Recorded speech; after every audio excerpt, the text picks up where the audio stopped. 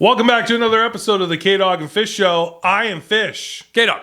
We're here talking about Guardians of the Galaxy Volume 3. What we liked, what we didn't like, and why I had so many tears in my eyes. It was an emotional roller coaster. Sure was.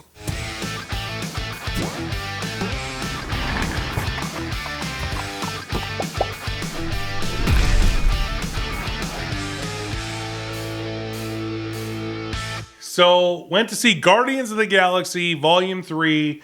Heads up, this is your spoiler warning. We waited until it was in theaters for 2 weekends before we did the show, before we did the review, so we didn't spoil it right away. But you've had ample opportunity. Yeah. So basically, let's just start right off with a bit of the premise where the Guardians kind of left off and come in with this Volume 3. Break it down. They're on planet Nowhere. Nowhere. And Peter Quill is Gotcha. he is drunk. Mm-hmm. They're carrying him out of the bar. Yep. That's my kind of Peter Quill. Yep. Anyway, Adam Warlock, who they teased was going to be in like a post-credit scene, was going to be in Guardians 3. Mm-hmm. So Adam Warlock is sent to retrieve Rocket for the High Evolutionary. By the way, that actor, amazing, did with James Gunn Peacemaker. He was the leader of the Peacemaker's unit, and who turned out to be one of the bugs. I love that actor. I actually didn't recognize him right away because of the CGI and the prosthetics and the makeup playing the High Evolutionary. But anyway, Rocket was his experiment. Rocket was the only one that worked, that had actual intelligent thought, and he wanted to figure out how to make his new society work. So he wanted to get Rocket back. It was his property, and Rocket had escaped. Right. So they send Adam Warlock to go retrieve him. Anyway, that didn't work out too well because Guardians put a stop to that. But basically, he got injured in the process, and they couldn't save him without getting a passcode for a kill switch in order to repair and save Rocket.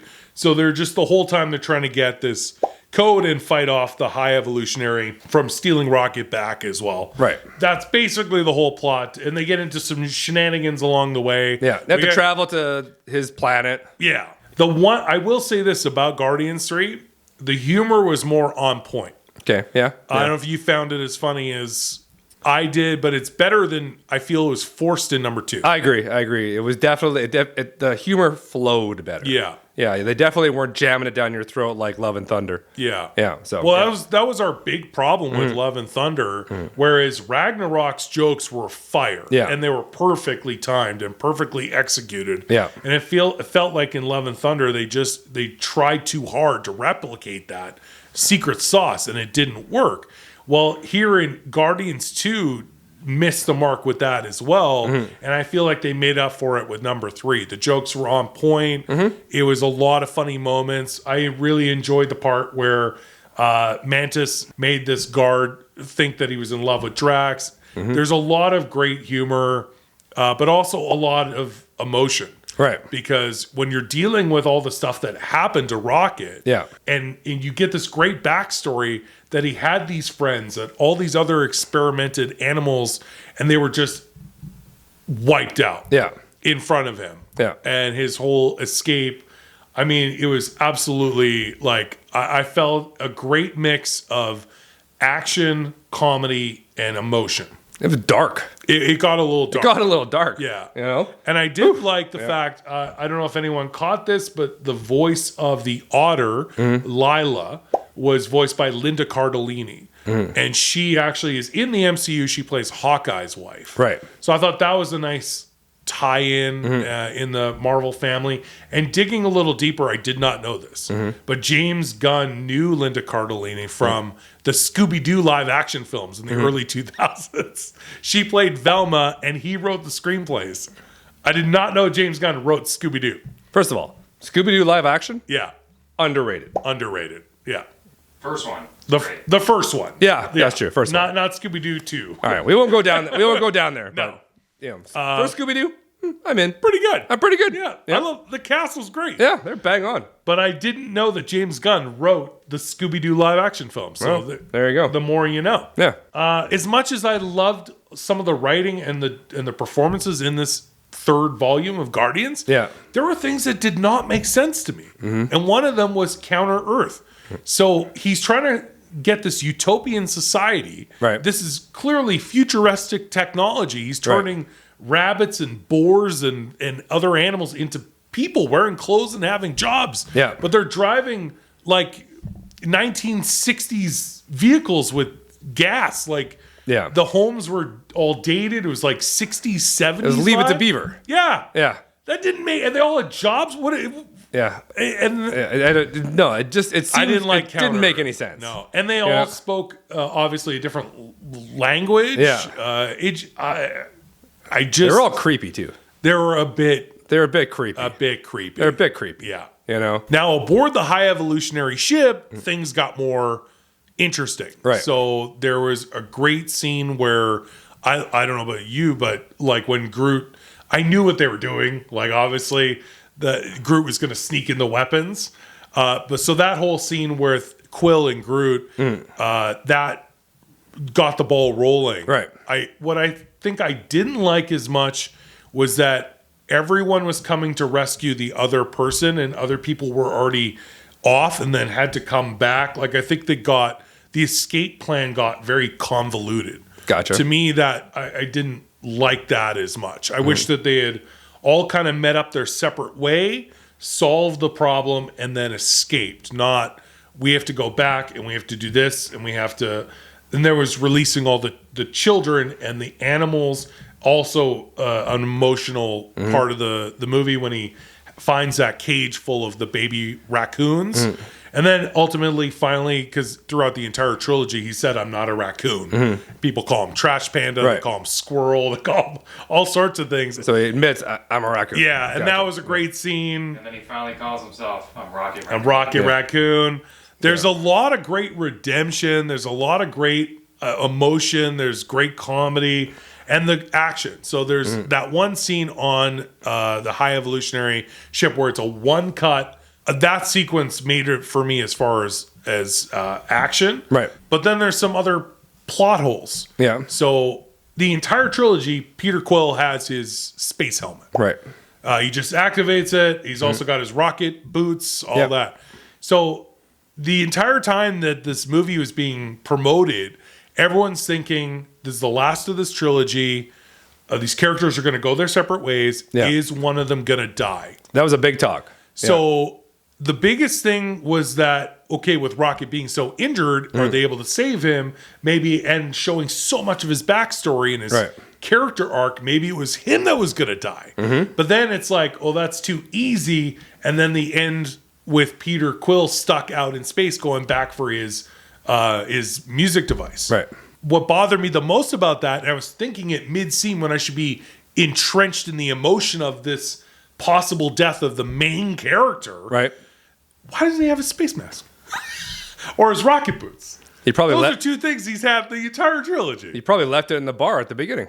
He probably got too hammered and he Yeah. left his helmet. Yeah, everybody does it. You put your phone down. Yeah, or leave it in the cab. You don't Yeah. realize it. That happens all the time. It happens. You know? So, yeah, whatever. It doesn't matter. He didn't die. Adam Warlock saved him, and then it Yeah. was all good. And then they're all buddies and hugging and having a good time. So that also bothered me a bit about Adam Warlock because you're supposed to be this extremely powerful being. And you're Yeah. basically just like, I just want to be a part of your family, your group here. Well, he's a little bit of an outcast. He doesn't have a lot of friends at school. You know, he just wants to hang out. He thinks they're kind of cool to hang out with. We should say that actor, Will Poulter, Yeah. is amazing. Oh, yeah, he's the best. Yeah. In We're the Millers. Oh, it's his Casablanca. He is- It's so good. Like, yeah. he stole the whole movie. Yeah. Yeah. I love that actor. He got a little jacked for this role. Yeah. He had it going on. I was actually into it. Yeah, you didn't think they wrote his character very well. You I thought don't They know. promoted it, but didn't write it in very well, you know? He kept just coming in and out. At the end of the day, yes, he saves Peter, but I think they did him dirty. I think Yeah. they could have done Adam Warlock better and just not great. Yeah, I didn't dive into it too much. I thought it was okay. I think they could have done better with his character. My favorite new character is the High Evolutionary. I thought he was awesome. Yeah? Yeah. Yeah. I thought he was a great villain. It doesn't induce a lot of fear. The name. Yeah. The character is creepy as That's what I mean. Like, he was a great villain. Yeah. You know? So I really like that. And Groot kind of redeemed himself to me because I was kind of done with Groot. Yeah. I had Groot overkill. Like, it was just too much Groot. Yeah. You know? And now I'm just like, except at the end when he talked. So we got to talk about Yeah, that. because I didn't need to see it. So, like, Baby Groot was cute. They did it for marketing purposes. Yeah. And then in Infinity War, he's like moody teenage Groot. That also annoyed me. But this Groot was like, I even think this Groot was better than Groot in the first movie. This Groot redeemed I agree. for me. I did like the fact nobody can understand what he is saying. Right. But everyone who's in his life can. The new Gamora kept saying, he's just saying the same words. And like, we are hearing it. And finally, she does hear him at the end. Right. And then finally, in the last scene, we get to hear him. Right. And what does he say again? Like, I love you guys. I love you guys. Yeah. That's what he said. But he's mouthing and it looks like I am Groot. Right. To me, I didn't like it at all. Yeah. I get it. Yeah. Let me just say that. I get it. Yeah. I get what Gunn was doing with Yeah. it, right? Yeah, I saw the interview how he explained it like years and years and years ago that people understand Groot if you connect with him. You know? Which totally makes sense. Sure. And if you're ending this on this and this is the last we're ever going to see of Groot, But we're not. credits. I agree. But Yeah, they redeemed themselves after Love and Thunder and Ant-Man Quantumania. Yeah. They redeemed themselves. Yeah. You know, could have done without the dance party. You know, don't think we really needed that. No. but, you know, whatever. Yeah. It's all good. It's all None good. of- I didn't like half the I didn't like the soundtrack as much either. oh, Yeah, it was okay. Interesting. But I don't know. You know, because just that's me. what the Guardians pride themselves on Yeah. is the soundtrack. Yeah, it's okay. All right. I'm gonna go with okay. There's also 2 post-credit scenes. So we see Peter go back to hang out with his grandpa, and also Rocket leading a new form of the Guardians on a mission. So that was really cool. We'll see if that plays out to be a TV series or another Guardians film where it's Rocket, Groot, Adam Warlock, and whoever. Who else was in that mix? Sean Gunn's character. Yeah. I don't know his name. Yeah. He's so boring. Skrulug. Oh, and then Cosmo. Yeah. Oh, and Cosmo, the dog, which I actually did enjoy Cosmo and their relationship on Nowhere with the whole bad dog joke. I actually enjoyed that. It was fine. And Drax is gonna go adopt 50 kids. Yeah. And It's Mantis kinda- is going off to do her thing, and Nebula's gonna go rebuild Nowhere. Yeah. So yeah, I mean, whatever. There you go. It's all good. I think they concluded it well with these Guardians. It'll be interesting to see what they do. But as an overall review, what would you give this movie? What do you like about it? Like, for me personally, I honestly am not. I haven't been a huge Guardians fan since the first one. okay, Now again, that's only two and two three. wasn't as Two wasn't good for great. me, yeah. 3, I'm still not. I wasn't. I didn't thoroughly enjoy it. Okay, I'll watch it once. I'm good. Okay. So I'll give it like a 6.5. okay. That's just my own opinion. You know. Out of 10. Out of 10. I checked it out. It was okay. I'm not gonna watch it again. Okay. You know. That's fair. It's no end game. Yeah, You know? it's one of those like it's No Ragnarok. It's you can't compare it to those at all. Yeah, but I yeah. feel like this is better than the top half or lower half of MCU films. Yeah, for sure. Yeah, Yeah. but I base it on like, am I gonna watch it again and blah blah blah? Not really. No. Maybe I'll give it maybe ease it up to a 7. I could You know? I think I would do it as 7.5. I felt the emotion and the comedy mixed well. And there are some plot holes. There were things that I didn't like. But overall, I actually laughed and I actually had tears in my eyes. And for a movie to actually make me do that and not just sit there and analyze it as a film fan, Yeah. that to me was like, okay, you deserve at least some praise here. It's a little too emotional. Too emotional. Too emotional. I mean, I cried more in Love and Thunder than I did in this one, but that's for completely different reasons. That was because it was painful to watch. Well, thank you guys so much. Put it in the comments what you think about Guardians of the Galaxy Volume 3. Thanks so much for tuning in. Don't forget to like, comment, and subscribe. Until next time, I'm Fish. K-Dog. We'll see you again soon.